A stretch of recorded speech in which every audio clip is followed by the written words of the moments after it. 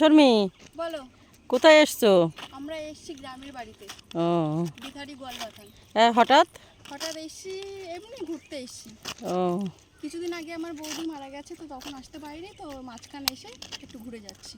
ও তাই? তা তোমাদের সাইড তো রোদে একটা ছাতা আনোনি কেন? ছাতা ব্যাগের মধ্যে ঢুকিয়েও ছাতাটা বাইরে রেখে এসেছি, মানে ব্যাগ থেকে বার করে রেখে এসেছি, ভেবেছিলাম হয়তো রোদ লাগবে না, কিন্তু এখানে এসে এতটাই রোদের তেজ, এখন মনে হচ্ছে যে একটা ছাতা হলে ভালো হতো। আর উর্মি, তুমি রোদি কষ্ট হচ্ছে? একদম না, একদম না। একদম কষ্ট হচ্ছে। রোদে বেরোনো হয় না তো, মানে এই রোদ পেয়ে মনে হচ্ছে পুরো একদম গা, মানে তেল বেরোচ্ছে, তেল।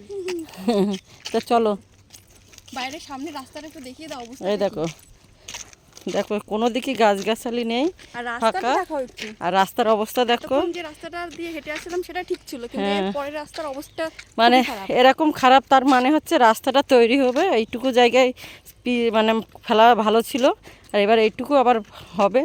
কিছু পেতে গেলে কিছু তো হারাতে হয়, মনে হয় রাস্তাটা একটু চওড়া হবে, তার জন্য। রাস্তা জন্মে পর্যন্ত